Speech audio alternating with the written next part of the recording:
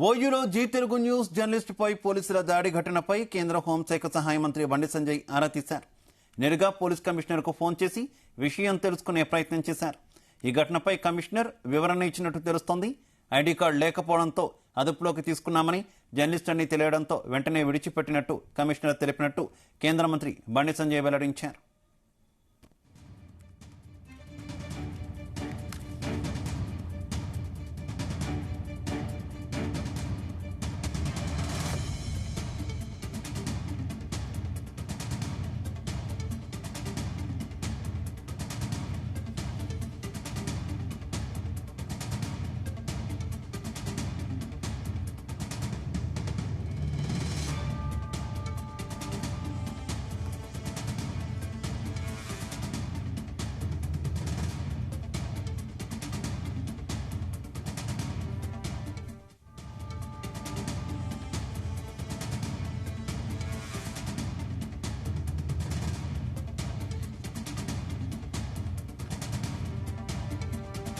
ఓయూలో G Telugu news జర్నలిస్టుపై పోలీసుల దాడి ఘటనపై కేంద్ర హోంశాఖ సహాయ మంత్రి బండి సంజయ్ ఆరా తీశారు.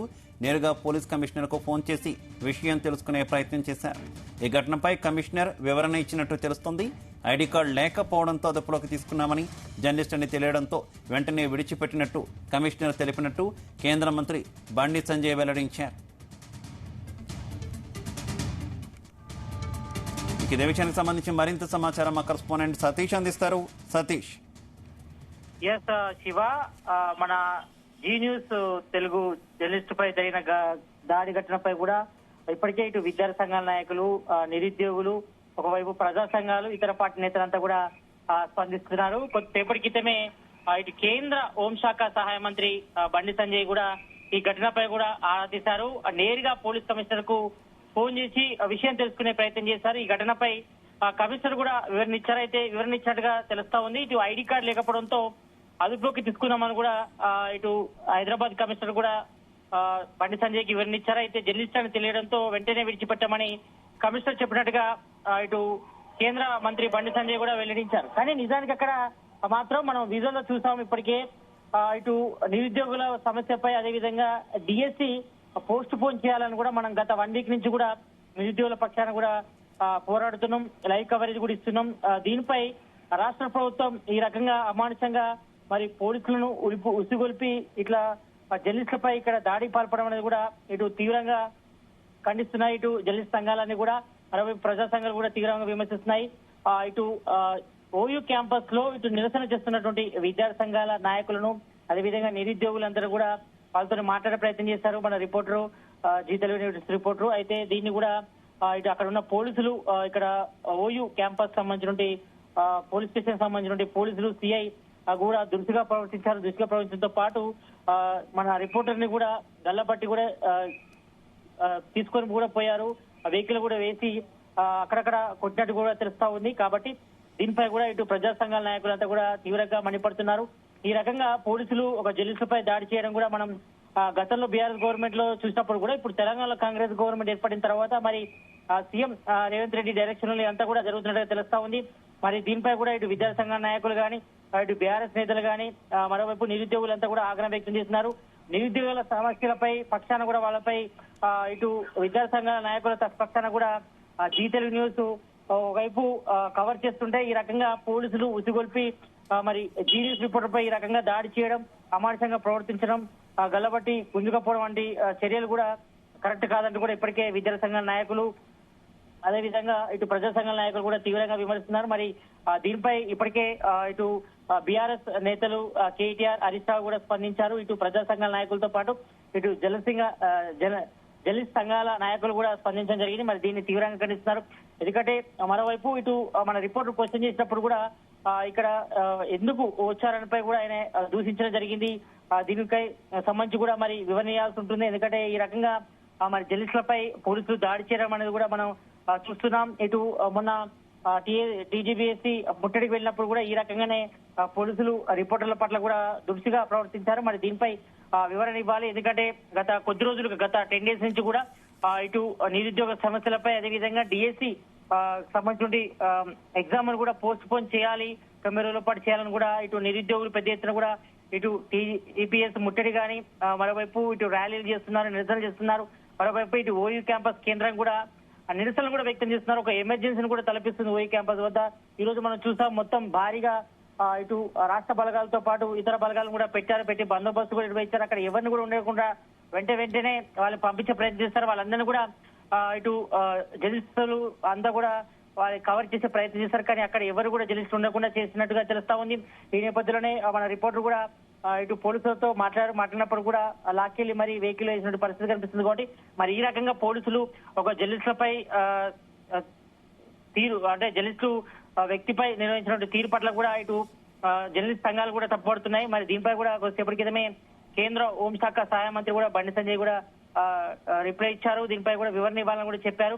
మరి ఈ రకంగా పోలీసులు మరి వాళ్ళు ఐడి కార్డు లేకపోవడంతోనే, లేకపోతే అతను జర్నలిస్ట్ కాదని ఉద్దేశంతో తాము తీసుకెళ్లాలని వాళ్ళు చెప్తున్నప్పుడు కూడా నిజానికి అక్కడ రిపోర్టర్ చేతిలో లోగో ఉంది. ఎందుకంటే లోగో ఉన్నప్పుడు జనరల్ గా రిపోర్టర్ వద్దనే ఉంటుంది లోగో. కాబట్టి మరి దీనిపై వాళ్ళు సమాధానం చెప్పాల్సి ఉంటుంది.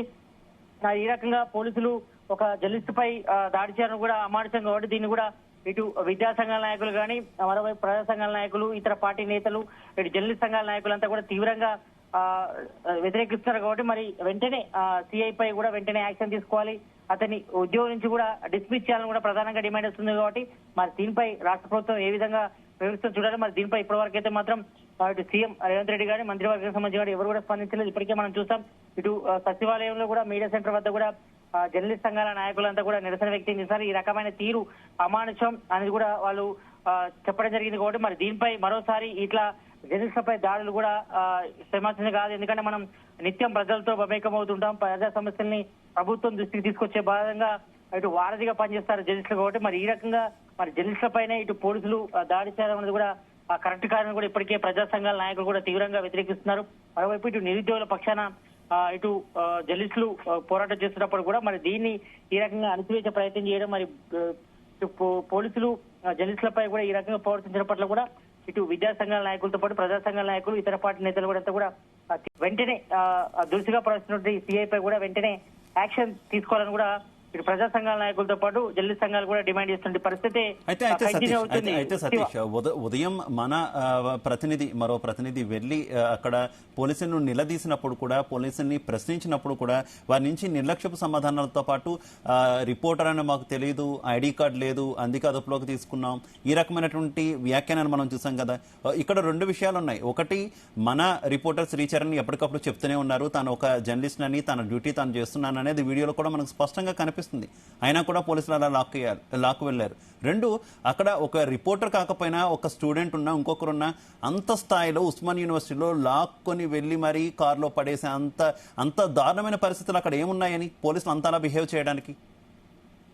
ఎస్ శివ, మొదటి నుంచి కూడా మనం దాదాపు 1 వీక్ నుంచి కూడా ఈ న్యూస్ ను కూడా హైలైట్ చేస్తున్నాం, నిరుద్యోగ ప్రక్షాళన కూడా నిలబడుతున్నాం, ఈ వార్తలను కూడా కవర్ చేస్తున్నాం. కాబట్టి దీనికి సంబంధించి కూడా ఇప్పటికే దాదాపుగా 3 రోజుల నుంచి కూడా మన రిపోర్టర్ శ్రీచరణ్ కూడా ఓయూ క్యాంపస్ లో విద్యార్థుల నిరుద్యోగుల సమస్యలపై, అదేవిధంగా డిఎస్సి పోస్ట్ పోన్ చేయడంపై కూడా విద్యా సంఘాల నాయకులు, నిరుద్యోగులంతా కూడా ధర్నా చేస్తున్నంత కూడా వాళ్ళని కవర్ చేయడానికి వెళ్తున్నారు. అయినప్పుడు కూడా పోలీసులు మన రిపోర్ట్ ను ఆపే ప్రయత్నం చేస్తున్నారు, వాదించే ప్రయత్నం చేస్తున్నారు. అయినప్పుడు కూడా వాళ్ళు దురుసుగా మాత్రం వినడం లేదు. ఎందుకంటే దాదాపు 3 రోజుల నుంచి కూడా ఆయన ఓయూ క్యాంపస్ వద్ద కూడా రిపోర్టింగ్ చేస్తున్నాడు. కాబట్టి దీనిపై కూడా ప్రశ్నిస్తున్నప్పుడు మరి పోలీసులకు అప్పటికి కూడా వాళ్ళకి తెలుసు, రిపోర్టర్ అని కూడా తెలిసి మరి అక్కడ ఒక నిరుద్యోగ సమస్య తన వెలబుచ్చుకుంటే చెప్తుంటే మరి అక్కడి నుంచి గల్లబట్టుకొని ఒక రిపోర్టర్ ని, మన రిపోర్టర్ శ్రీచరణ్ అక్కడ తీసుకెళ్లి వెహికల్లో వేయడం, వెళ్ళిన తర్వాత దొబ్బడం, తర్వాత ఒక 2-3 సార్లు కొట్టినట్టు కూడా చెప్తున్నారు. కాబట్టి మరి దీనిపై కూడా ఇది తీవ్రంగా పరిగణించాల్సిన విషయం. ఎందుకంటే ఈ రకంగా